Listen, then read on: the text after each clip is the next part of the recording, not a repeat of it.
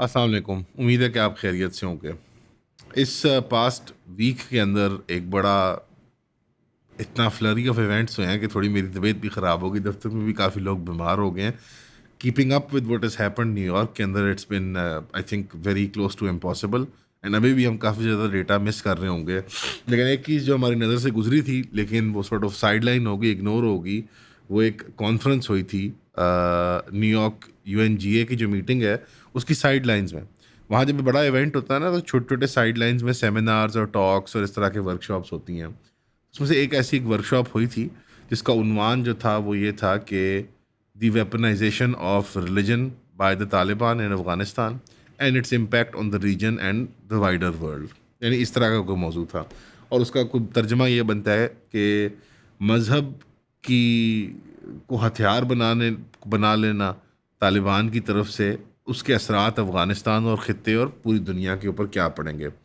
उसकी जो लिस्ट थी पैनलिस्ट की, स्पीकर्स की, 80-90% तो अननोन्स थे। जनरल जो मार्केट के ऐसे मैं कहता हूँ इंटेलेक्चुअल सोशल क्लाइंबर्स कह लें इनको आप, जो जिनका काम होता है कि पावर कॉरिडोर्स में जाके उल्टी सीधी बातें बताना हो, और एम्पायर का जो ऑलरेडी अज़म होता है, यानी इम्पीरियल अज़म जो ऑलरेडी एग्जिस्ट करता है, उसको सिर्फ उसकी आग में फ्यूल डालना। यानी मुराद ये है कि वो इन लोगों के इरादों या इशारों पे नहीं चलता। एम्पायर एम्पायर ऑलरेडी अपनी सिमत चुन चुका होता है। ये लोग चूँकि अपॉर्चुनिस्ट होते हैं, सर्वाइवलिस्ट मेंटालिटी के मालिक होते हैं, कमज़ोर होते हैं जिस्म में या जहन में, कोई नफसियाती प्रॉब्लम का शिकार होते हैं। तो ये बैठ के बेसिकली स्निफ आउट करते हैं, स्मेल करते हैं कि एम्पायर क्या चाह रहा है, मालिक क्या चाह रहा है। और शाह साहब से बढ़ के तो शाह साहब के बंदे होते हैं। इसमें एक, कहीं आप किसी को पहचानते नहीं होंगे बतौर पाकिस्तानी, एक ज़रा थोड़े मशहूर, काबिल ज़िक्र तो नहीं मैं कहूँगा, ज़रा मशहूर इनमें से वो मुस्तफ़ा आइकोल साहब हैं। वो टर्क डिसेंट के, यानी कि ये जो टर्की के लोग होते हैं इनकी डिसेंट के हैं। वो एक एनलाइटन मॉडरेशन की बात करते हैं, जिस तरह हमारे यहाँ भी एक दफ़ा एक ज़माने में वॉलंटियर में मुतबादिल बयानी की जावेद अहमद गांधी साहब बात करते थे कि किसी तरह हम मुसलमानों को उनकी तहजीब से अलग कर दें, बस निजी रसूमात बरकरार रखो, ये कानून, ये जिहाद, ये लड़ाई झगड़ा, ये सब छोड़ो ना यार। अब अपने आप को मगरबी तहजीब के सांचे में अपने आप को उसमें फ़िट बिठा लो। ये सब वहाँ भी वाइट हाउस में यार रमज़ान शमज़ान होता है, रोज़े मोज़े रखो, ये वो। और हकीकत ये थी कि इस पैगाम और इस मैसेजिंग के अंदर एक छुपी हुई सोच थी, जो मुस्तफ़ा इकोल साहब की हो, गांधी साहब की थी, या इससे पहले सर सैयद अहमद ख़ान जैसे लोगों से शुरू हुई ग़ुलामी के दौर के अंदर ग़ुलामी की एक फ़िक्र। वो यही फ़िक्र थी। उसका जो एपेक्स है उसका मिराज हमने रिसेंटली देखा, जब जावेद अहमद गांधी साहब के जो रूहानी स्टूडेंट हैं, वारिस हैं उनकी गद्दी के, सॉर्ट ऑफ क्या कह लें उनको, और उनके सन इन लॉ भी हैं, हसन इलियास साहब। उन्होंने एक इंटरव्यू में एक बड़ा कोई मशहूर है, उसका भी नाम नहीं स्किप करा, सॉरी, वो मुल्हिद है, एथियस्ट है, जो अच्छा एक पूरा प्रोफेशन आपको पता है, एक्स मुस्लिम। तो वो एक मशहूर एक्स मुस्लिम है प्रोफेशनली, हाँ, जिसको हम प्यार से मुर्तद कहते हैं। एक मुर्तद है, गालिबन अमेरिका में है या कनाडा में है, और वो उसका चैनल बड़ा मशहूर है कि वो बैठ के वो जो 90s की और अर्ली 2000s की बड़ी सरफेस लेवल न्यू एथियस्ट बकवास याद करता है। तो हसन इलियास साहब क्योंकि मैंने आपको बताया इनिशियली ये लोग क्लाउड चेसर्स होते हैं, स्निफ कर रहे होते हैं, स्मेल कर रहे होते हैं, कहाँ बक कमाया जा सकता है, कहाँ 2 रुपये कमाए जा सकते हैं, कहाँ पे ज़रा अपनी टांग अड़ाई जाए, तो ज़रा पावर कॉरिडोर्स और एम्पायर देखे कि बड़े तो बड़े कीमती एसेट हैं। तो वो स्निफ करते करते उस पे गए चैनल पे, उन्हें लगा कि शायद स्टेट डिपार्टमेंट को पसंद आएगा, क्योंकि ये भी पनाह लेके अमेरिका में बैठे हुए सारे, गांधी साहब और हसन इलियास साहब। तो उन्होंने उसके प्रोग्राम में भी एक दफ़ा कह दिया कि अभी रिसेंटली मुझे ये दिखाया है उन्होंने क्लिप कि बाशऊर मुल्हिद जो है वो नादान या सादा या कम इल्म कम फहम मुसलमान से बेहतर है। ये पैमाना क्या है या किस जाविये से उसको बेहतर माना जा रहा है मुझे नहीं पता। ये ईमान का तकाजा है या कोई क़यामत का कोई मैट्रिक है या कोई अल्लाह के हजूर ये स्टैंडर्ड है, या ये सिर्फ हसन इलियास साहब का, जिस तरह उनके रूहानी उस्ताद और वालिद का खुद साख्ता, खुद क्रिएटेड, सेल्फ क्रिएटेड स्टैंडर्ड्स होते हैं, ये उनमें से कोई एक स्टैंडर्ड है। बहरहाल इस सब्जेक्ट पे मज़ीद कॉमेंट्री अगर आप सुनना चाहें तो हमने एक एक्सक्लूसिव क्लिप बनाया है, क्योंकि आपको पता है मार्केट के जो हालात हैं, यूट्यूब पे सारी बातें तफसील से बात की नहीं जा सकती। जिस तरह इनके रूहानी उस्ताद ने पहले मुतबादिल सो कॉल्ड बयानिया दिया था मुसलमानों की जो राइज सोच और फ़िक्र थी उसके ख़िलाफ़, वॉर ऑन टेरर में मुसलमानों के कत्लेआम को जस्टिफाई करने के लिए, अफ़गानिस्तान के मामले में लेकर पाकिस्तान के अंदर, तो मुशर्रफ की खिदमत में जो पेश किया था। इसी तरह अब अमेरिका में बेली ऑफ द बीस्ट में जाके अब हसन इलियास साहब दोबारा वॉर ऑन टेरर 2 के नाम से, मैं तो कहूँगा उन्वान से, अपना करियर एक बनाने की कोशिश कर रहे हैं। उन्हें नसीब हो, उन्हें मुबारक हो, अल्लाह उनके लिए खैर और बरकत पैदा करे, इसके अंदर मैं यही कह सकता हूँ। तफसीली वीडियो जो है उसकी आप एक झलक यहाँ देख सकते हैं। हकीकतन जो आप करेंगे, प्रैक्टिकली ये साबित हुआ है पिछले 25-50 सालों से जो सलूक हुआ है मुसलमानों का। 11 मिलियन मारे उन्होंने सिर्फ 20 सालों के अंदर अमेरिका ने इराक और अफगानिस्तान में। इसका रिजल्ट और एंड रिजल्ट ये निकलता है कि आप सिर्फ एक चीयर लीडर बन के रह जाते हैं कि जो जस्टिफाई कर रहा होता है उस जंग को। गांधी साहब ने क्या उखाड़ लिया पाकिस्तान में बैठ के वॉर ऑन टेरर को चीयर लीड करके, और आप वॉर ऑन टेरर 2 चाह रहे हैं। आप सिर्फ और सिर्फ यूज़ होएंगे, अब्यूज़ होएंगे, लेकिन आपको शायद पसंद आई है कि यूज़ मी अब्यूज़ मी, बस मुझे को ओहदा दे दो, मुझे पैसे दे दो, मुझे इज़्ज़त दे दो पब्लिकली। इज़्ज़त अल्लाह के हाथ में भाई। खैर मनाएं अपनी दुनिया की और आखिरत की, अपनी खुदा का खौफ करें, खुदा का खौफ करें, खुदा का खौफ करें। आप मुसलमानों के कत्ले आम के लिए डिबेट कर रहे हैं, ये आपके इंटेलेक्चुअल रिगर हैं। और जिस तरह के आपको पता है कि आपको उसके लिए 3000 की हमारी मेंबरशिप लेनी पड़ेगी, ये सारी बातें पे वॉल के पीछे करनी पड़ती हैं, बिकॉज यूट्यूब के ऊपर पब्लिक में इतनी आसानी से ये बयान नहीं हो सकती। बैनेबल ऑफेंसेस होते हैं इनके अंदर। लेकिन थोड़ी सी अगर आप झलक देखेंगे तो आपको अंदाज़ा होगा कि मैंने दिल खोल के अपने क्लोज टू एज पॉसिबल के मेरे जो ज़ाती नज़रियात हैं इन बाप बेटा के बारे में, मैंने वो यहाँ पे बयान किया। मुझे उम्मीद है कि अभी तक आपने 3000 की सब्सक्रिप्शन ले ली होगी ये झलक देख के, और मैं इंतज़ार करूँगा आप सबका यूएन मैट्रिक्स के ऊपर। लेकिन स्पीकिंग ऑफ जो स्क्रू अप्स यूएन के अंदर हुए हैं ओवर द पास्ट वीकेंड, एक और बहुत बड़ा स्क्रू अप जिसको हमने कवर तो किया था, लेकिन उसकी तफासील जैसे जैसे सामने आ रही हैं तो हमने उसको मुनासिब समझा कि उसकी तफसील में फिर मज़ीद एक डिस्कशन की जाए। वो है डॉक्टर शमा जुनेजो। डॉक्टर शमा जुनेजो कौन है, क्या है, उसकी तफसील अब कुछ सामने आई है, डिटेल्स। हमारे फॉरेन ऑफिस की क्या राय है, हमारी सिविल पॉलिटिकल क्लास की क्या राय है, कमेंटेटर्स ने भी कुछ अपनी आरा पेश की हैं। तो ज़रा एक सीरीज़ ऑफ उसके थ्रू जाते हैं कि क्या ये मामला है। अब क्लेम ये किया जा रहा है कि उन्होंने क्लेम किया शमा जुनेजो ने कि मुझे पीएम ने बतौर खुद बकलम खुद अपनी ज़ात के अतबार से उन्होंने डायरेक्टली कहा कि तुम जो है शमा जी आपको होना चाहिए इस यूएन के स्पेशल एडवाइजरी एक रोल में हमारे इस वफ्त के साथ। अगेन ये सारी चीज़ें जनरली मैं बता दूं आपको, ये सिर्फ नवाजिशें होती हैं। इस तरह के जो बैकग्राउंड क्रू होता है ना, जिस तरह वो एक तो चीयर लीडर्स भी हैं नून लीग के, उन्होंने हायर किए हैं ट्विटर वगैरह के लिए, उनको भी हर जगह वो जो लेके जाते हैं वो सिर्फ एक फेवर होता है उनकी खिदमात का, for services rendered, nepotism basically. Actually कोई एडवाइजरी रोल में doctor Shama Junejo, I can guarantee you, कोई ख्वाजा आसिफ की तकरीर या हमारे फॉरेन ऑफिस की स्टेटमेंट्स जो यूएन में उसको डिटरमिन नहीं कर रही। बस होटल शोटल बुक हुए होते हैं, जहाज़ ओढ़े होते हैं, सरकारी ख़जाना उसके मुंह खुले होते हैं, तो ये लोग भी बीच में इनको बख्शिशें और नवाजिशें मिल जाती हैं। और उन्होंने ख़ुद क्लेम किया कि ना सिर्फ मुझे टास्क किया गया कि मेरी किस स्पेशल एडवाइज़र के तौर पे और यूएन पे, उन्होंने कहा कि मुझे पर्सनली अपनी तकरीर तैयार करने में उन्होंने ये टास्क दिया। ये जुनेजो साहिबा क्लेम कर रही हैं। फिर उन्होंने मजीद कहा कि मैं पीएम के साथ सेवरल महीनों से काम कर रही हूँ, यानी कुछ 6-7-8 महीनों से काम कर रही हूँ उनके साथ इसी मिशन को लेके। और फिर डेलीगेशन के सारे काम भी मैं देख रही थी, जो पूरा वफ्त गया था। उन्होंने कहा कि जो ख्वाजा आसिफ साहब जो हैं, जो डिफेंस मिनिस्टर हैं, उनके जो रिमार्क्स आए हैं मेरे बारे में, मैं उनको कंडेम करती हूँ और मैं तनकीद करती हूँ उनके ऊपर कि उन्होंने कैसे मेरे बारे में ये कैसे कर दिया कि अब मुझे पहचानने से इनकार कर रहे हैं। हाँ फंस गए बेचारे। और ये सब इस कंट्रोवर्सी की रोशनी में हुआ है जो आप सब ने देखा कि 24 सितंबर को वो पीछे ख्वाजा आसिफ साहब के बैठ के एक अहम किरदार के अंदर अपने आप को, क्योंकि ये सारी ऑप्टिक्स परफॉर्मेटिव होती हैं मोस्टली यूएन का और इस तरह के फॉरेन अफेयर्स के मामला ये परफॉर्मेटिव होते हैं। मिसाल तौर पर अपने टाई की पिन कौन सी पहनी हुई है, आपने कफिया पहना हुआ है, आप पॉस्चरिंग कैसे कर रहे हैं, किससे आप हैंडशेक कर रहे हैं, ये सारा एक वर्ल्ड स्टेज के ऊपर एक सर्कस परफॉर्म हो रहा होता है। तो फॉरेन ऑफिस वालों को, सिविल गवर्नमेंट वालों को सोचना चाहिए कि ये आपने किसको बुला लिया था और किस चीज़ के लिए बुला लिया था, और अब आप इनकारी क्यों हो गए। क्या ब्लो बैक के बारे में आपने पहले सोचा नहीं था? लोग इतना नाराज़ क्यों हो रहे हैं? ऑब्वियसली पीटीआई वाले ज़्यादा इसको छाल रहे हैं, लेकिन राइटफुली सो, वो एक ऑपोजिशन का काम कर रहे हैं अगर कुछ ऑपोजिशन बच गई है पाकिस्तान के अंदर। और वो ये है कि डॉक्टर शमा जुनेजो की एक हिस्ट्री जो है इसराइली रजीम और स्पेसिफिकली नेतन्याहू की कैबिनेट के साथ और नेतन्याहू की ज़ात को लेके, उनकी एक डिलीटेड ट्वीट्स की पूरी एक फहरिस्त, एक तारीख़ है पिछले 1.5-2 साल की, जिसके अंदर उन्होंने अपने पीएचडी थीसिस का मरकज़ी किरदार भी नेतन्याहू साहब को बनाने की कोशिश किया। आप उस ट्वीट का मुलाज़ा यहाँ कर सकते हैं। साथ ही साथ उन्होंने एक बहुत ख्वाहिश का इजहार किया नॉर्मलाइजेशन का।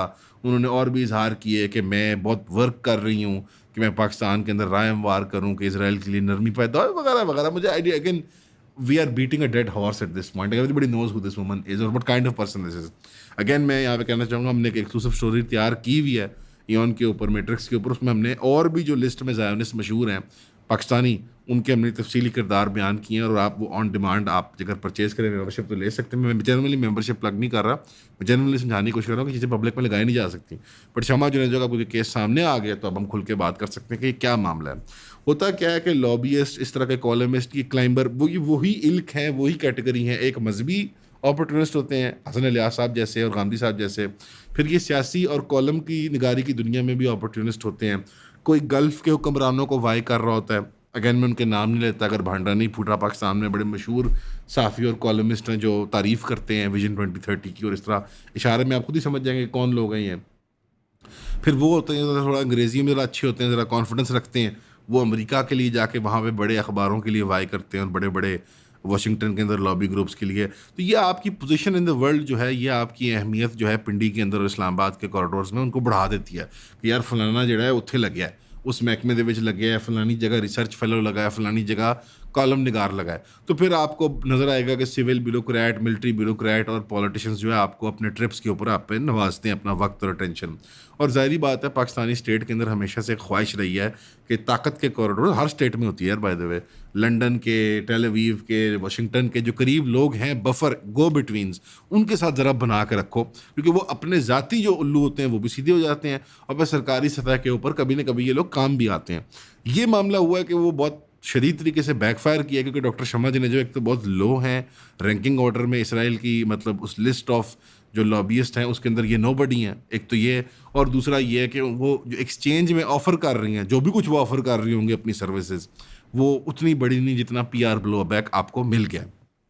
अब इस सब के अंदर जो एम्बेरसिंग पार्ट, जब मेरा प्रॉब्लम ये है, इट्स नॉट कि मरीम नवाज डायरेक्टली ट्विटर के ऊपर हैप्पी बर्थडे विश कर रही है उनको 2017 में, क्या मैं नहीं पता और आप ये इतनी पुराने ताल्लुकात हैं, और आपकी फोटो में ख्वाजा आसिफ, एहसन इकबाल, नवाज शरीफ, यार पूरी किचन कैबिनेट जो है नून लीग की लीडरशिप है। इवन पीपल्स पार्टी वाले जो उछल रहे हैं इस वक्त, अभी मुझे नज़र आता है कि वो सॉफ्ट पीपल्स पार्टी और हार्ड पीपल्स पार्टी है। सॉफ्ट में उन्होंने बख्तावर साहबा को लॉन्च किया हुआ है कि ट्वीटिंग करो, और हार्ड के अंदर वो बिलावल ज़रा एक्चुअल हार्ड लाइन पॉलिटिक्स की बात करते हैं। आप लोगों की भी फोटो हैं इनके साथ, क्योंकि गो बिटवीन्स जो है ना सियासी, लंदन जाना है 10 लोग हैं जिनको मिलना है, समझ रहे हो, न्यूयॉर्क जाना है 15 लोग ने इन्होंने मिलना है, एक्सपैट पाकिस्तानी या कोई हमारे टाइप के सहाफ़ी, या हमारे कुछ ये 10 15 20 100 गिने हुए चुने हुए नाम है। गल्फ़ में है, कुछ यूके में है, कोई एक आधा यूरोप में बैठा हुआ और एक आधा वाशिंगटन और न्यूयॉर्क में बैठा हुआ है। तो ये मुश्तरका और सांझी रिसोर्सेज है हमारी सियासी पार्टियों के। और अगर अभी अपोजिशन वाले, अब not to take a hit at you, but अगर आपको भी as a political party function करने दिया जा रहा होता है इस वक्त, तो कोई ना कोई आपके किसी मिनिस्टर की भी फोटो निकलानी थी इनके साथ। यानी ये तरीकाकार है जदीद रियासतों का, ये इस तरह ऑपरेट करते हैं। व्हाट इज़ एम्बेरसिंग इज़, एक तो उनको लेके जाना वक्त में, उन्होंने क्या ऐसा काम सर अंजाम दिया था नून लीग के लिए जो इतनी नवाजिश उनको दी जा रही है, और रेट्रो एक्टिवली ये हरकत करना कि हम पहचानने से इनकार करते हैं, हमें तो पता ही नहीं है। एक सहाफ़ी किसी वफ्त में चला जाए आपके साथ तो वो 3-3 नाकों से उसको गुजर के जाना पड़ता है। उसको चिड़ियाघर से क्लियरेंस मिलती है, उसको उधर से क्लियरेंस मिलती है, उसको उधर से क्लियरेंस मिलती है। मतलब don't fool us and don't fool yourselves. आपको एग्जैक्टली पता होता है कौन सहाफ़ी किस वजह से, किस कॉलमिस्ट को किस मौके पर ले जाया जाता है, क्या सिग्नल देने के लिए, किस मार्केट को सिग्नल देने के लिए, किस सेगमेंट ऑफ पॉलिटिक्स को सिग्नल देने के लिए। तो यार लेट्स नॉट। उसके बाद ख्वाजा से वो जैसे तोबा करके आए तो उन्होंने तस्बीह, आप मजाक उड़ाते हैं इस्लामी टच और ये सब, तस्बीह पकड़ने के बजाय आपने कफिया डाल लिया अपनी गर्दन के अंदर। हमें आपका कफिया नहीं कबूल, हमें आपकी ट्वीट्स नहीं कबूल। आप उल्टे सीधे अकाउंट्स को ट्वीट रीट्वीट कर दें। You are the defence minister, अगर आपको फ़लस्तीन की बहुत हमदर्दी है तो you can do something about it, but you have not done पिछले 2 सालों के अंदर। और वो आपने थोड़ा सा रिवील भी किया मेहदी हसन के इंटरव्यू में कि मैं क्यों नहीं कुछ कर पाता। हालांकि मेहदी हसन का इंटरव्यू स्टाइल अगर देखा जाए, वैसे मैं मेहदी हसन का कोई फ़ैन नहीं हूँ बाय द वे, मैं बता दूँ आपको बात। मेहदी हसन खुद एक लिबरल ज़ायनिस्ट है, वो सॉफ्ट ज़ायनिज़्म में बिलीव करने वाला एक लिबरल है, लेकिन वो एज अ माउथ पीस हमारे ज़रा मेन स्ट्रीम के अंदर समझा जाता है कि चलो वो तो तनकीद कुछ ना कुछ कर रहे हैं नेतन्याहू के अंदर ऊपर, लेकिन वो उसी इंपीरियल अपरेटस का हिस्सा है ब्रदर। वो कोई इंडिपेंडेंट जर्नलिस्ट नहीं है। उसको भी सीड कैपिटल कहाँ से आया है, किस तरह मिला है, वो सबको पता है। वो अमेरिका के अंदर एज ए सिटीजन जो बैठा हुआ है, ये अमेरिका की मंशा और इजाज़त के साथ ही हो रहा है, ये एजेंसियों की इजाज़त के साथ ही हो रहा है। कैसे सोचते हैं कि इंडियन ओरिजिन आदमी जो है वो इंग्लैंड में पैदा हुआ है और इंग्लैंड से वो अपनी सिटीजनशिप लेकर वो सहाफ़त करते करते अपने अमेरिका पहुंच जाता है। Let's grow up. उसने भी आपको सॉफ्ट बॉल इंटरव्यू देने के बावजूद आप इतने इल प्रिपेयर्ड थे एक रिलेटिवली डिसेंट सहाफ़ी के सामने बैठने के लिए कि आपने जो वो किया सो किया। तो stop this embarrassment, stop this public ये कोई ह्यूमिलिएशन रिचुअल चल रहा है जो यहाँ पे है। Just apologise. मेरे ख्याल में अप्रोप्रिएट होगा ना कि नून लीग अपोलोजाइज कर दे कि we did not plan this appropriately, ये पर्सन है, we would like to distance ourself. But हकीकत ये है जो बताया जाता है, जो रूमर मिल बताती है कि बहुत नवाजिशें हैं इन खातून की जब आप लोग एग्जाइल में थे लंदन के अंदर। That is all. मैं इससे ज़्यादा बात नहीं करना चाहता इसके बारे में, इशारा काफ़ी है। बट इट्स क्वाइट क्लियर कि पर्सनल फेवर्स जो हैं वो पाकिस्तान की फॉरेन पॉलिसी में प्रेसिडेंट्स लेती हैं, वो पाकिस्तान की, और इन्होंने यही कोशिश की ना कि नहीं नहीं एक किसी, आप इशारा यही कर रहे हैं ना किसी और के, आपको आर्मी इंटेलिजेंस ने ये बंदा भेजा है। भैया आप फॉरेन ऑफिस हैं, आप फौज पे या ब्यूरोक्रेट्स पे क्यों डाल रहे हैं चीज़ को? यही इम्प्लिसिट सजेशन यही है ना कि फॉरेन ऑफिस ने या कोई डिफेंस मिनिस्ट्री ने या कोई ISI वालों ने, MI वालों ने कहीं पे स्क्रू अप किया। आप, you are the civil leadership, आप सो कॉल्ड फेस बने हुए हैं पाकिस्तानी डेमोक्रेसी का। क्लेम करें, अपने फेलियर को ओन अप करें कि फेलियर हो गया हमारे से, स्क्रू अप हो गया हमारे से, या कहें कि स्क्रू अप नहीं था, हमारी तो नीयत यही थी। ये बीच की बिल्ली वाला किरदार मत अदा करें। आप पाकिस्तान की रियासत को, पाकिस्तान की आवाम को एम्बेरस कर रहे हैं और बहुत सेंसिटिव मोड के ऊपर कर रहे हैं। तो जो ब्रेकडाउन हो रही है एक सिविलिटी की पूरी दुनिया के अंदर, और ये जो एक तमाशा है जिस तरह आपने शमा जुनेजा साहिबा का विटनेस किया है कि प्रोफेशनल्स जो हैं वो क्लेम कर रहे हैं कि हमें पता नहीं है, इसी तरह एक मिसकम्युनिकेशंस और एक अजीब पॉस्चरिंग का, पॉलिटिकल पॉस्चरिंग का एक तमाशा लगा रहा है जो ये वर्ल्ड कप, जो ये ICC cup series, Asia cup series जो ये है, इसके अंदर क्रिकेट में हालांकि देखता नहीं होता, तो मैं यार थोड़ा सा मुझे माफ़ कीजिएगा कि मैं नाम ऊपर नीचे कर दूं, डेटे आगे पीछे कर दूं, बट इतना मुझे पता है कि क्या ये मामला हुआ है, उसको मैंने देखा ज़रूर है। इंडिया ने बेसिकली इनकार कर दिया। एक उन्होंने बड़ा अच्छा मैच खेला, मेरे ख्याल में मैच कांटेदार टाइप मैच था, उन्होंने अच्छा मैच खेला और वो चंद रन से जीत गए, एक आधी बॉल रह गई थी। और जिस तरह होता है कि एक स्पोर्ट्समैन स्पिरिट के तहत आमतौर पर दोनों टीमें हाथ मिलाती हैं और वो सारी बातें सेलिब्रेट होती हैं। इसके बावजूद कि पाकिस्तान इंडिया जंगों की हालात में क्रिकेट मैच खेलती रही है। मोदी गवर्नमेंट और हिंदुत्वा रजीम, जिसको शहबाज शरीफ साहब ने अपनी UN स्पीच में हिट भी बहुत किया था, और अब पाकिस्तान फाइनली खुशकर है, खुल खुला के इसके बारे में बात करने लगा है, वो एक ऐसी सिविलिटी के दायरे से निकाल देती है। क्योंकि ये सॉफ्ट जो डिप्लोमेसी के तरीके होते हैं, इनका मकसद ही यही होता है कि ये कॉरिडोर्स, ये एवेन्यूज़ खुले रहें और यहाँ पे ह्यूमन टू ह्यूमन कांटेक्ट चलता रहे, स्पोर्ट्स हो, आर्ट्स हो, वगैरह वगैरह। लेकिन हिंदुत्वा का नैरेटिव इतना टोटलाइजिंग है कि वो एटमाइज कर देता है इंडियन सोसाइटी इटसेल्फ को। वो कहता है कि नहीं, किसी भी पैमाने पे पाकिस्तान या उसके सिंपथाइजर्स यानी मुसलमान इंडिया के अंदर, उनके साथ तिजारत, निकाह, ताल्लुकात, कोई सोशल कॉन्ट्रैक्ट, क्रिकेट हो, फिल्म हो, सलमान खान हो, आमिर खान हो, शाहरुख खान हो, ये सब पाकिस्तानी घुसपैठी हैं। और ये सारी लैंग्वेज का जो फ्रेमवर्क है वो अब क्रिकेट के अंदर भी उनकी ट्रांसलेट कर रहा है। सारी बात है, जय शाह को लगाया हुआ है आपने अपने दायरे को संभालने के लिए, तो उसने फिर हिंदुत्वा का टच दे के आना। सारी बात है, वाले साहब उसके वो हिंदुत्वा के बहुत बड़े वो हैं, आइकॉन हैं, आप क्या कह लें, उसके वो एक प्रचार करने वाले हैं। उन्होंने ट्रॉफी से इनकार कर दी। यहाँ पे मोहसिन नकवी साहब ने एक अच्छा स्टांस लिया कि उन्होंने कहा ठीक है, ट्रॉफी रिमूव कर दो और उनको एज ए पनिशमेंट आप कह लें। तो उन्होंने वहाँ पे फिर जेस्चर्स जो हैं वो उल्टे सीधे किए, खाली ट्रॉफी के साथ हाथ के इशारे कर रहे हैं कि फोटोएं खिंचा रहे हैं, हम जीत गए। वो हमारे टीम वाले उनको 6-0 के इशारे कर रहे थे टूर्नामेंट के अंदर, वो जहाज़ गिरने के इशारे कर रहे थे। अब S-400 का पता नहीं कैसे फूल का इशारा करते होंगे क्योंकि फट के फ्लावर हो गया। मुझे समझ नहीं आ रहा था ये क्या। क्रिकेट खेलो जिस काम के लिए भेजा है तुम लोगों को, पाकिस्तानियों को भी और इंडियन को भी मैं कहूँगा, क्रिकेट के मैदान में खेलो, जीतो हारो, ख़त्म करो बात को। मतलब ऐसे सेल्फ, असली में we are living in the age of entertainment and celebrity. तो वो अब अब सेलिब्रिटी का ओपिनियन और एंटरटेनर का ओपिनियन हर चीज़ के ऊपर होना है। मतलब दे आर, यार वो क्रिकेट का प्लेयर है, उसकी उसकी IQ कितना है, उसकी समझ कितनी, उसकी पढ़ाई कितनी है, बस उसको जो मर्जी कहना है तो करने दो, अपनी क्रिकेट खेले और वो आ जाए। मी पर्सनली आई थिंक जो सॉफ्ट पावर थी क्रिकेट की वो लिमिट हो चुकी है साउथ एशिया तक, अफगानिस्तान से लेके बांग्लादेश तक, इन्हीं मुल्कों के अंदर, इसी खित्ते के अंदर ही क्रिकेट का वो क्रेज़ रह चुका हुआ है। और लाखों, मिलियंस बल्कि जो लोग इकोनॉमिकली थोड़े डेस्टिट्यूट हैं, लोअर क्लासेस के अंदर हैं, एक्सेस कम है उनके पास, उनके लिए क्रिकेट अभी भी बहुत बड़ा डिप्लोमेसी का, अपनी पॉलिटिकल लेंस का वो रह गया जाविया, जिसकी वजह से ये परफॉर्मेटिव सर्कस किया जा रहा है। इसके अंदर कोई ऐसी अहम चीज़ हुई है जो मैं मिस कर रहा हूँ ब्रदर? है मरोज भाई कोई बहुत अहम चीज़ होगी, क्योंकि मुझे इसकी पैकिंग ऑर्डर में इसकी अहमियत इतनी कम लगती है ना कि मतलब कि ठीक है यार क्रिकेट में बदतमीजी कर दी, उसने मिडिल फिंगर दिखा दी, तुम उसको डबल फिंगर दिखा दो यार, चलो यार मूव ऑन करो। ट्रॉफी नहीं ली मोहसिन नकवी ने, सही किया है मोहसिन नकवी साहब, बल्कि आई नेवर थॉट मैं जिंदगी में जुमला बोलूँगा, बट मोहसिन नकवी साहब ने बिल्कुल ठीक किया। Thank you for once.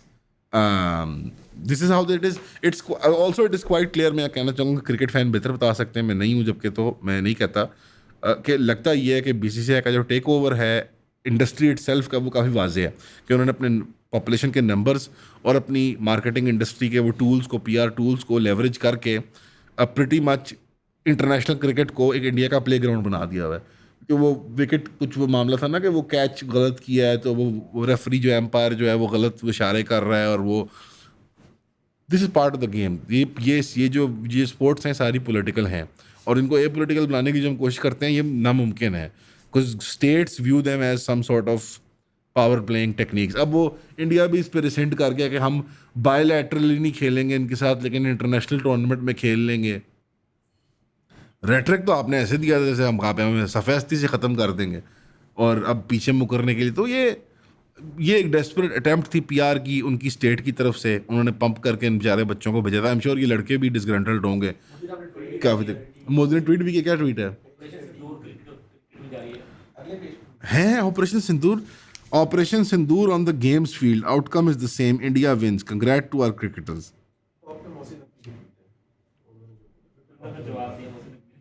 If war was your measure of pride, history already records your humiliating defeat at Pakistan's hands. No cricket match can rewrite the truth. Dragging war into sport only exposes desperation and disgraces the very spirit of the game. Yeah, I think उसने भी बिल्कुल appropriately बात की कि जो हमारे जंगी किरदार हैं दोनों, जो ट्रैक रिकॉर्ड दोनों मुल्कों के, वो दुनिया के सामने है। आप रिव्यू कर सकते हैं उनको, बालाकोट वाली झड़प हो रिसेंट, या ये मई वाली झड़प हो, तो उनको आप रिव्यू कर लें, दुनिया के पास रिकॉर्ड मौजूद है। ये एक सिविल गवर्नमेंट की एक डेस्परेट अटैम्प्ट है कि अपनी आवाम को, अपनी स्पोर्ट्स को, अपनी एंटरटेनमेंट इंडस्ट्री को यरगमाल बना ले, कि बस लिटरली ह्यूमन शील्ड बना ले, कि बस कोई मुझे बचा ले, कोई मुझे बचा ले। हालांकि इस वक्त इंडिया के अंदर जो क्राइसिस मचा हुआ है उसकी तफसील में भी जाएंगे हम अभी इंशाल्लाह।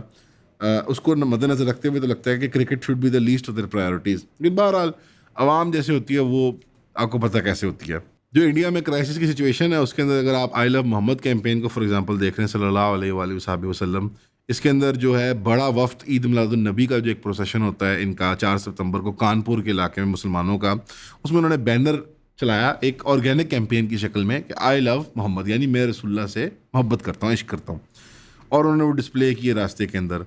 अब जाहिर बात है अब जब ये चीज़ें बर्दाश्त नहीं होंगी, बिकॉज वो जैसे कुछ कंपार्टमेंटलाइज करके मुसलमानों की आइडेंटिटी को एक उसमें लिमिट करने की कोशिश की जाती है कि तुम्हें इतना अलाउड है, तुम्हें इतना नहीं अलाउड, कोई इजहार जो इस्टेब्लिश नॉर्म से हट के उससे डर जाती है फ़ौरन हिंदुत्व की रिजीम। तो उन्होंने प्रोटेस्ट शुरू कर दिया कि जी नया ट्रेडिशन क्यों शुरू कर रहे हैं आप।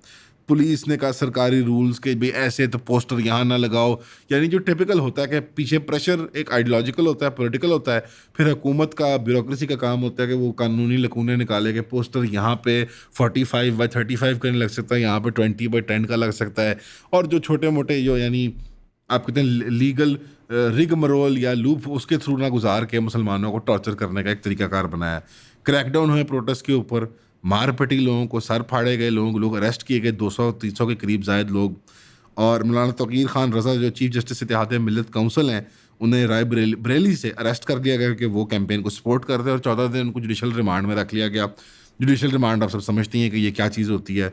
2 दर्जन लोग को डिटेन किया क्लैशेस के अंदर जुमे की नमाज के बाद। ज़ुबैर अहमद ख़ान जो एक डिसमिस्ड यूपी पुलिस के कांस्टेबल हैं, रिसेंटली वो समाजवादी सियासी पार्टी के अंदर आए हैं, उनको अरेस्ट कर लिया गया कि वो प्रोवोकेटिव ऑडियो क्लिप्स शेयर कर रहे थे कैंपेन को लेकर। सारी बात है जब सड़क के ऊपर, स्ट्रीट के ऊपर झड़पें होती हैं, पुलिस डंडा बरसाती है, हिंदुत्व के जो थग्स होते हैं, गैंग्स जो सियासी पार्टियों के गैंग्स होते हैं, वो पुलिस के साथ मिल के लोगों को हरास और अरेस्ट और मोलेस्ट करते हैं और मारते पीटते हैं, तो फिर जवाब में फिर उसकी कैंपेन्स भी चलती हैं कि हमने भी जवाब देना है, हमने भी सड़क में आके वो स्ट्रीट बैटल करना है। तो पुलिस जो है लेकिन वो वन साइडेड तरीके से एक ही पार्टी को, एक ही जमात को, एक ही ग्रुप यानी मुसलमानों को टारगेट करके अरेस्ट भी करती है और उनके कानून भी उनके हकूक़ भी सल्ब करती है। फिर टेंशन्स महाराष्ट्र में बढ़ने लगी, वहाँ पे पथराव की, पत्थरबाजी के मसले आ गए, कोई वहाँ किसी ने स्प्रे पेंट करके म्यूरल बनाया, हिंदुओं ने उसको आके मिटा दिया, उस पर गंदगी कर दी, फिर उसके जवाब में पत्थरबाजी हुई, पुलिस फिर सिलेक्टिव रेड्स करके सिर्फ मुसलमानों को अरेस्ट कर लेती है। फिर सब्सिक्वेंटली मुंबई के मलवानी की लोकेलिटी में भी यही हुआ कि जबरी तौर पे पोस्टर्स फाड़े गए, पुलिस आके उन्होंने अरेस्ट करना शुरू कर दी। बेसिकली एक डबल स्टैंडर्ड्स की आपको नज़र आती है कि हिंदू रैलीज़ हों, मस्जिदों के बाहर गाने तमाशे हों, उनके मेले ठेले हों, तो इंडिया की जो सेकुलर एहसास है, पहचान है, वो एक सरफेस लेवल और सरफेस डीप ही थी। हिंदुत्व ने आके वो ओवरनाइट चेंज कर दिया। बिकॉज ये बड़ी अच्छी एक ऑब्जर्वेशन मैंने सुनी थी कि उसने अब पिछले 15-20 सालों के अंदर सिविल और मिलिट्री ब्यूरोक्रेसी के अंदर अब इन्फिल्ट्रेशन कर दिया, अपने तरह के फनेटिक आइडियोलॉग्स भर दिए हैं। तो अब पुलिस और जिन महकमों से आप एक्सपेक्ट करते हैं कि वो एक लेवल ऑफ कॉन्स्टिट्यूशनल सबॉर्डिनेशन दिखाएंगे या वो कि एक राइज निज़ाम के वो उसमें वो उसके मुहाफ़िज बनेंगे, रादर देन दैट वो भी आइडियोलॉजी इंजेक्ट करके आपको नज़र आता है मुसलमानों को हरास करते हुए। बड़ी मशहूर एक वो विजुअल है कि जो जुमे की नमाज या कोई इस तरह बड़ी नमाज़ों की कुछ सड़क पर सफ़े आ जाती हैं, आपको नज़र आता है कि पुलिस वाले लोग अब ठुड्डे मारते हुए उनको नज़र आते हैं, उनको सिर्फ रिमूव नहीं करते। सारी बात है, ये टसल चलती रहती है माशरे के अंदर पावर शोज़ के अतबार से। लेकिन जो पुलिस का और सिविल ब्यूरोक्रेसी का एटीट्यूड जो चेंज किया वो ये है कि हिंदुत्व वालों ने अपने बंदों को CSS के अंदर अपने उनका जो इंडियन ICS है उसमें भरना शुरू कर दिया। तो ये फनेटिक्स अब बेसिकली ये अब स्किन डीप नहीं रही, ये पागलपन, ये अब आपके लेवल्स ऑफ पावर जहाँ जहाँ civil bureaucracy military bureaucracy operate कर रही है, आपको वो फनेटिसिज्म इंडिया की आर्मी में भी नजर आया था। जब हिस्टोरिकली अगर वो ऑपरेशन सिंदूर के फेलियर को मान लेते और वो इतनी सिविल गवर्नमेंट की फेस सेविंग ना करते, उसकी वजह ये है कि ये अफसरान भी अब बिल्ट अप हैं हिंदुत्व के अंदर, तो वो भी पॉलिटिकल आइडियोलॉजी से क्योंकि अलाइनमेंट रखते हैं, तो वो प्रोफेशनलिज्म का मुजाहरा नहीं करेंगे। हाँ, केड़ा जहाज डिग गया सान तो नहीं पता, हालांकि ट्रंप उनको रोज़ टीज करता है 1 2 3 4 5 6 7 करके वो, लेकिन ये आपको एटीट्यूड अब नजर आएगा। और अब मल्टीपल स्टेट्स में प्रोटेस्ट हो रहे हैं। इस ज़मन में आपको बताना चाहूँगा कि इवन के RSS को कहना पड़ गया कि आप बैक ऑफ कर जाएं। पता है आपको ये बात, RSS को कहना पड़ गया अपने हिंदू वो अपने जो उनके होते हैं गैंगस्टर्स, उनके जो स्ट्रीट अर्चन्स होते हैं, कि बैक ऑफ कर जाओ, अगर तुम ज़्यादा इनसे लड़ाई करोगे तो ये क्या बन जाएगा, ये बन जाएंगे मैस मूवमेंट। उनको पता है कि इस वक्त सरफेस लेवल के नीचे कितना ज़्यादा पक चुका हुआ है मुसलमान इंडिया के अंदर, उनकी मिस ट्रीटमेंट, बदसलूकी, हर फिल्म उनको विलनाइज करती है, हर कार्टून बच्चों का, हर खबर का चैनल उनको विलनाइज करता है। वो एक NDTV था को थोड़ा बहुत सेंटर लेफ्ट लिबरल टाइप, उसको भी ख़रीद लिया अडानी ने। हर स्कूल के अंदर उनको हरास किया जाता है, हनुमान चालीसा पढ़ो, शिर्क के कलिमात पढ़ो, मंदिर पे दर्शन दो, गाय नहीं खानी, नमाज नहीं पढ़नी, मस्जिद में स्पीकर ना लगाओ, ये ना करो, वो ना करो। हिंदुत्व ने पूरा एक इकोसिस्टम क्रिएट कर दिया। प्राइवेट फैमिली लॉ को टारगेट कर, तलाक का मसला हो जाए, इनहेरिटेंस लॉज हो जाएं, बच्चियों का हिजाब का मसला हो जाए स्कूल के अंदर। और इस 20-25 साल में पाकिस्तानी लिबरल इंटेलिजेंसिया ने क्या किया, छनकना बजाया, धूतियाँ बजाईं, सेकुलर इंडिया, दोस्त बन जाओ, दोस्त बन जाओ, अमन की आशा। ये इसी 20-25 साल के अंदर उन्होंने हमारे मुसलमान भाइयों के लिए ये बंदोबस्त किया। और पाकिस्तान पे इंडिया के मुसलमानों से डबल फ़र्ज बनता है, क्योंकि यहाँ पे ख़बरों में अगर रिपोर्ट हो जाएगा तो क्या होगा कि जिस मुल्क के बनाया था जिस चीज़ के लिए, वहाँ जिस चीज़ के लिए अबेंडन करके आए उन सारे लोगों को, उनको नरम चारा बना के हमने जो हिंदुओं के सामने फेंक दिया, अब उनका दिफा करो, उनको बचाओ। अब ये यहाँ पे आप देख रहे हैं खबरों में बिल्कुल भी नहीं रिपोर्ट हो रहा 20-25 साल से मुसलमानों के खिलाफ। जरूरत है, बिल्कुल बेकार रिपोर्टिंग है, बिल्कुल बेकार रिपोर्टिंग है। क्यों? क्योंकि यहाँ पर स्टेट के खिलाफ प्रेशर बिल्ड होएगा, उसको अपनी रिस्पॉन्सिबिलिटी अदा करनी पड़ेगी कि इंडिया जो है वो आपका एग्जिस्टेंशियल दुश्मन है और वो वहाँ के मुसलमान की मिस ट्रीटमेंट कर रहा है। बांग्लादेश में भी उसने तमाशा लगाया हुआ था। तो अब की टेकअवेज क्या है कि जब सिटिंग चीफ मिनिस्टर, क्या नाम उसका, भूपेंद्र जोगी, क्या नाम है, भूपेंद्र जोगी योगी आदित्यनाथ, जिसको मजाक से फैंटा कहते हैं वहाँ पे, तो उसको फैंटा कहते हैं इंडिया में मजाक से, क्योंकि वो फैंटा की बोतल, मैं उसकी ट्वीट निकाल रहा हूँ, पेज बताइएगा ज़रा। सो योगी आदित्यनाथ AKA भूपेंद्र जोगी AKA फैंटा, ये सिटिंग चीफ मिनिस्टर है। ये कह रहा है कि छोटे बच्चों के हाथ में कलम होनी चाहिए थी, किताब होनी चाहिए थी, बल्कि उनके हाथ में उनमें शिक्षा और मैथमेटिक्स और साइंस की किताबें होनी चाहिए थी, जबकि उनके हाथ में आई लव मोहम्मद के पोस्टर लगा दिए। ये लोग जानते नहीं कि अपनी ज़िंदगियां तो बर्बाद कर बैठे हैं, अब ये तुल गए हैं कि बच्चों की भी ज़िंदगियां बर्बाद की। तो सैयद मुजम्मिल का ट्वीट है, योगी का क्या ट्वीट था? नहीं, मुजम्मिल का ट्वीट है ना, तो योगी का ट्वीट कहाँ है? वही कह रहा है ना, साइंस और टेक्नोलॉजी को फ़रोग मिलना चाहिए। ये गांधी साहब वाला ट्वीट है, हसन इलियास का ट्वीट है। यार ये होता है अमन की आशा की रिटार्डेशन के 20-25 साल बाद, वो आपके जेनोसाइड और स्लॉटर की तैयारी कर रहे हैं। अब इस लैंग्वेज में कोडिंग क्या है, इसमें कोडेड इनटू है जो सारी डॉग विसल्स हैं कि मुसलमान जाहिल होते हैं। फिर उसने बच्चों की बात की, बच्चों की क्यों बात की, बताओ शाहबाज, 7 बच्चों की क्यों बात की, कि मुसलमान बच्चे बहुत पैदा करते हैं, इसमें छुपे हुए हैं सारे। मैं इस वक्त इतना प्लग्ड इन टू हूँ हिंदुत्व मैट्रिक्स, मुझे एग्जैक्टली पता है वो किसको क्या इशारा कर रहा है। बच्चे बहुत पैदा कर लिए हैं उन्होंने, जिसकी वजह से इनकी अपनी ज़िंदगियाँ बर्बाद थीं। यानी मुसलमान अपनी गुनाहों के सबब से, अपनी बैकवर्डनेस की वजह से इस हाल पे पहुंचा है, और साइंस और मैथ की तालीम इनके पास नहीं है। अच्छा ठीक है, किसने महरूम रखा मुसलमानों को इंडिया के अंदर तालीम से, ये भी देख लेंगे इंशाल्लाह, आने वाले दिनों में पता लग जाएगा। और उनके हाथ में आई लव मोहम्मद के पोस्टर पकड़ा के सल्लल्लाहु अलैहि वसल्लम, ये इन लोगों ने अपनी ज़िंदगी तो बर्बाद की, अब ये बच्चों को भी बर्बाद करना चाहते हैं। ये बड़ी टिपिकल बुलशिट टॉकिंग पॉइंट्स होते हैं। ये सारे वॉर ऑन टेरर के ज़माने के सारे इजरायलियों ने सिखाए हैं इनको। इनकी औकात नहीं है बेचारों की अपनी खुद से अपने दिमाग इस्तेमाल करके बनाने की, कि बच्चे बहुत पैदा करते हैं, ये उनको तालीम नहीं देते, फिर ये हमें पंक्चर वाला कहते हैं इंडिया के अंदर, हमें रेडी वाला कहते हैं वहाँ पे इंडिया के अंदर। हम आप बार बार कह रहे हैं मैं तो पंजाबी हूँ, मैं तो उनका ताल्लुक भी नहीं बरादरी का, लेकिन मेरे लिए पंजाबी कोई चीज़ नहीं है, मेरे लिए मुसलमान कुछ है, और आपके लिए भी ऐसे ही होना चाहिए। बिहार का मुसलमान मुझे ज़्यादा कीमती है, मुझे ज़्यादा कीमती है बाकी तमाम दुनिया से। यूपी का मुसलमान, हैदराबाद का मुसलमान, ये प्लान जो इन्होंने बनाया है, ये सिर्फ और सिर्फ एक प्लान है मुसलमानों को एक, बेसिकली हकीकत क्या है कि they can not ethnically cleanse Muslims, वहाँ से वो वहाँ से कम्प्लीटली मुसलमानों को जेनोसाइड नहीं कर सकते, तो तादाद बहुत ज़्यादा है। तो तरीकाकार ये है कि पूरी एक एक इकोसिस्टम क्रिएट कर दी जाए जहाँ पे मुसलमान सेकंड क्लास सिटीजन पक्का बन के रह जाए। जो मुसलमान आइकॉन हैं, एंटरटेनर्स हैं, शाहरुख खान, आमिर खान वगैरह, घटिया किरदार के मालिक हैं, agree with you, they are not good icons, but even उनसे भी जो उनको इतना ख़तरा है वो ये है कि मुसलमानों की पब्लिक पब्लिक जो साइकी है उसके अंदर स्पेस नहीं होनी चाहिए as leading characters, as leading man, as leading women, as equal members of Indian society. अगर हो भी तो वो इंडियनाइज मुसलमान, जो इवन मैं भी कह रहा हूँ, इवन वो लोग छनकने थे, वो भी छनकने थे, वो कौन से कोई असल मुसलमान थे, उनको छनकना भी नहीं कबूल। वो कह रहे हैं कि बिल्कुल ताबेदार, वो ऑरेंज रंग को जाके चाटे चूमे, बिल्कुल सर झुका के, वो भी नहीं कबूल।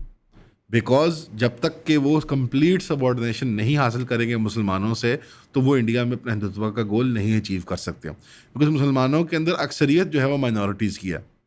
ब्राह्मण ब्राह्मण जो हैं, जो ये बिजनेस एलीट है गुजरात की, जो ये निज़ाम चला रही है महाराष्ट्र में बैठ के, जो बिहार का हिंदू है, वो माइनॉरिटी हैं। और मुसलमानों का मिलाप ईसाइयों के साथ, बौद्धों के साथ, नक्सलियों के साथ, कम्युनिस्ट के साथ, आम दलित अवाम के साथ, सिखों के साथ, वो ज़्यादा गठजोड़ बनता है कि हम सब यहाँ पे हमें धक्के पड़ते हैं, हमें 80 साल से धक्के पड़ रहे हैं, हमें ऐसा जुल्म होता है, ज़्यादती होती है। उस इत्तेहाद का जो खौफ है एक जमहूरी सतह के ऊपर, और जो fantasy of a United India, आप तारीख को तो नहीं डिनाई कर सकते ना। हज़ारों साल की तारीख में यूनाइटेड इंडिया कैसे मेंटेन हुआ है मुख्तलिफ शेप्स और टेरिटरीज में, आप बता सकते हैं क्या वो फार्मूला था उस यूनाइटेड इंडिया को मेंटेन करने का? Violence, political violence. एम्पायर्स ने चलाया इंडिया को इस शक्ल में, वरना तो इतना बड़ा टुकड़ा खिता ज़मीन का ऐसे इकट्ठे चल नहीं सकता। वो वायलेंस आपको लद्दाख में भी नज़र आ रही है, जो वेंगचुक को उठा के ले जाते हैं। वो वायलेंस आपको कश्मीर में नज़र आती है, जब वो औरतें बच्चे को माओं के रेप करते हैं, लोगों को पैलेट्स मारते हैं, अंधा कर देते हैं, कर्फ्यूज़ लगाते हैं। कश्मीर की तफसील जाने की ज़रूरत नहीं है, वो आपको नागालैंड के अंदर नज़र आती है, वो आपको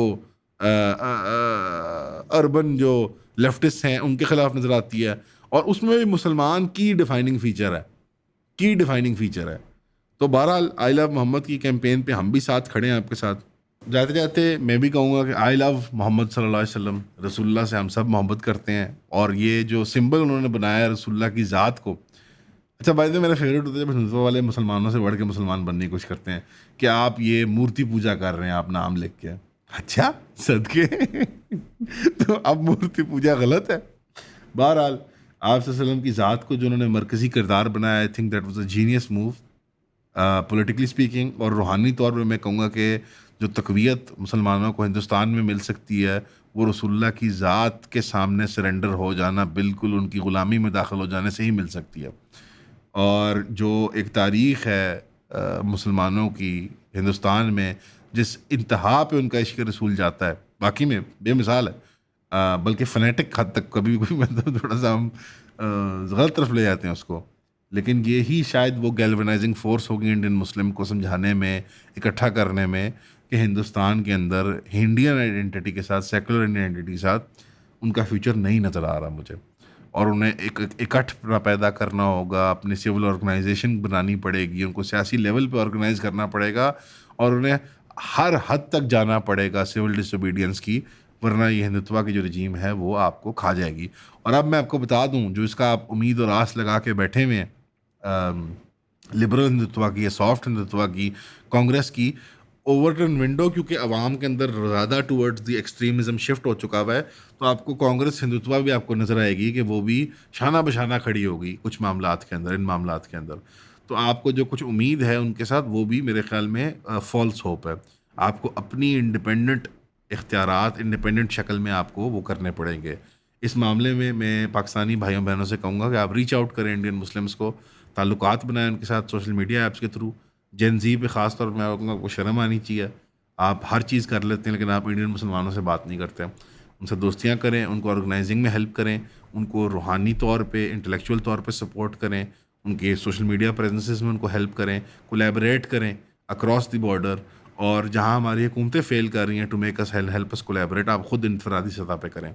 और इंडियन मुस्लिम्स को ये एडवाइस होगी कि आप अपने कंट्रोल लिमिट के अंदर, जिसमें आपको अलाउड है, जिसमें आप सेफली कर सकते हैं अपनी ज़ात की, अपनी हैसियत की, अपनी जोग्राफ़ी को देखते हुए, इलाके पे भी डिपेंड करता है, आप अपने एक्टिविज़म को भरपूर तरीके से लेके चलें। चाहे वो फ़लस्तीन का हो, चाहे वो रसूलुल्लाह की नामूस का हो, उनकी ज़ात का हो, उनके ख़िलाफ़ किसी भी किस्म की गुस्ताखी को बर्दाश्त करने ना करने का हो। हिंदुत्व का इकोसिस्टम बहुत ख़तरनाक है और बहुत चर्ब ज़ुबान है। ज़ुबानें बहुत दराज़ हैं, उनकी बड़ी लंबी ज़ुबानें हैं, और वो भौंकते हैं रसूलुल्लाह के बारे में रेगुलरली। इस ज़िमन में आपको कवि होना पड़ेगा, अपने आप को मजबूत करना पड़ेगा। पाकिस्तान की इंटेलिजेंसी आपको फ़ेल करेगी। वो खुद स्क्रू अप्स हैं, वो खुद यहाँ पे उनको समझ नहीं आ रही कि इंडिया से किसी तरह हम दोस्ती कर लें। अब एंड में जाते जाते हम सबका जहाँ दिल धड़क रहा है वो समूद फ्लोटिला के साथ है।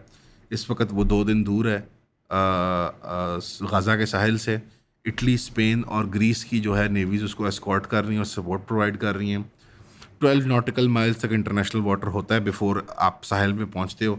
टेक्निकली वो फ़लस्तीन का साहिल है, बट आई डोंट नो कहाँ तक जाएंगी ये कश्तियाँ, क्योंकि अगर उन पे हमला होता है फ्लोटिला पे या इन कश्तियों पे, तो ये आर्टिकल 4 को ट्रिगर कर देता है नेटो के, जहाँ पे नेटो के सारे ममालिक को डिफेंड करना होगा इटली, स्पेन और ग्रीस की नेवल वेसल्स को। नेवल, हालांकि Italy by the way defence equipment provide करता है इसराइल को अभी भी। इसमें सबसे बढ़ के मैं स्पेन की तारीफ़ करना चाहूँगा कि स्पेन एक्चुअली जो है वो अपने आप को beyond the call of duty पेश कर रहा है। उसको खुद बड़ा ख़तरा है नेटो के अंदर और मगरबी प्रेशर का। लेकिन बहरहाल हम दुआ करते हैं मुश्ताक साहब के लिए, उनके साथियों के लिए, जो दर्जनों कश्तियाँ हैं, जो कई 100 लोग हैं उन बोट्स में जो जा रहे हैं एड पहुँचाने के लिए। अगर उन्होंने इस हिसार को तोड़ लिया यूरोपी, इन इटालियन और स्पेनिश नेवी की मदद से, तो फिर इसका मतलब है कि फ़ौरन से हमें दर्जनों नहीं, कई 100 और कश्तियाँ भेज के वो जो जमूद है इसराइल का वो तोड़ देना होगा। यूएन में आपने देखा कि नेतन्याहू को एम्बेरस किया गया, ये अल्लाह की तरफ से हुआ है, और तमाम ममालिक वॉकआउट करके, इल्ला माशाल्लाह जो बिल्कुल ही बेचारे जकड़े में उनके उसके अंदर, उसके जाल के अंदर, नेतन्याहू और इसराइल के जाल के अंदर। ये डिप्लोमेटिक एम्बेरसमेंट जो बैक टू बैक हो रही है और जो ग्लोबल आइसोलेशन इसराइल के लिए हो रही है, इसके अंदर अपॉर्चुनिटी देखते हुए पाकिस्तान को अब ज़्यादा बोल्ड स्टेप्स लेने चाहिए। अभी भी आपके सिर्फ 6-7 लोग गए हैं वफ्द के ऊपर फ्लोटिला के, और उसको ऑफिशियल रिकग्निशन नहीं मिली। अब आपको ऑफिशियल रिकग्निशन की देने की ज़रूरत है, आपको उसको डिफेंस और डिप्लोमेटिक सपोर्ट देने की ज़रूरत है, और अब उस फाइनल कॉन्फ्रंटेशन की तरफ जिससे इसराइल जाना चाह रहा है, अगर वो अवॉइड हो सकती है तो ठीक है, लेकिन उसमें पोस्चरिंग के एतबार से पाकिस्तान को उनको अब आंखें दिखानी पड़ेंगी। आपका एक सेनेटर उस बोट के ऊपर है, आपका कश्मीर का इंफॉर्मेशन मिनिस्टर उस बोट के ऊपर है, आपके आम शहरी, उसके टैक्स पेयर आपके उन बोट्स के ऊपर हैं, और वो जान पे खेल के दूसरे मुसलमान भाइयों की मदद के लिए जा रहे हैं। ख्वाजा आसिफ साहब जो सारा वक्त ट्वीटें कर रहे होते हैं एज डिफेंस मिनिस्टर, अब आगे बढ़ें, शमा जुनेजा को पीछे छोड़ें, सेनेटर मुश्ताक की तरफ देखें, अपने साथियों की तरफ देखें जो एक्चुअली ऑन द ग्राउंड इंसानियत की खातिर काम कर रहे हैं। और अब ये जो लिबरल ज़ायनिस्ट की एक फ़हरिस्त है, जिनको हमने पाला हुआ इर्द गिर्द अपने साफ़ियों की शक्ल में, कॉलम निगारों की शक्ल में, लॉबीज़ की शक्ल में, इनके साथ वो करें काम जो पाकिस्तान हमेशा करता है अपने एसेट्स के साथ, टिश्यू की तरह इस्तेमाल करें और फेंक दें गटर के अंदर। अब मूव ऑन करने का वक्त आ गया, फ्लेवर चेंज हो गया, एब्राहम अकॉर्ड फिनिश है, ट्रंप का प्रपोज प्लान रिटार्डेड है, कोई भी नहीं मानेगा। इसको क्या नाम है इस आदमी का, टोनी ब्लेयर को, मैं शेरी ब्लेयर उसकी बीवी मेरे जहन में आ रही थी वो रिको डी केस की वजह से। टोनी ब्लेयर को कोई भी नहीं मानेगा गाज़ा के लिए कि वो एक पीस कीपिंग फोर्स को हेड करे। फ़िलिस्तीनी नहीं मानेंगे, मुसलमानों की फ़ोर्स आएगी, मज़ाहमती तहरीक मुसलमानों की फ़ोर्स पे हमला शुरू कर देंगे, because they will be viewed as the aggressor then. तो कोई भी पॉपुलेशन पीआर के पॉइंट ऑफ व्यू से, पॉलिटिकल कैपिटल के पॉइंट ऑफ व्यू से इसको कबूल नहीं करेगी, ना मिस्र करेगी अवाम, ना सऊदी अवाम करेगी, ना पाकिस्तानी अवाम करेगी। ये प्लान भी अब्राहम अकॉर्ड की तरह एक फेलियर नज़र आ रहा है, बिकॉज जो फ़रीक़ैन हैं मुख्तलिफ, उसमें से मेन फ़रीक इसराइल नहीं मानता, वो कहता है मैं गाज़ा लूँगा, मैं वेस्ट बैंक को एनेक्स करूँगा। तो शुतुरमुर्ग की तरह ज़मीन में अब सर डालने की ज़रूरत नहीं है, सर बाहर निकालें, आंखों में आँख डाल के इसराइल को देखें, एंड दुआ करें सारे स्मूथ फ्लोटिला के लिए, और उस पर जो हमरा उनके साथी सारे जो लोग हैं उनकी सेफ्टी के लिए और अहले गाज़ा के लिए। अस्सलाम वालेकुम।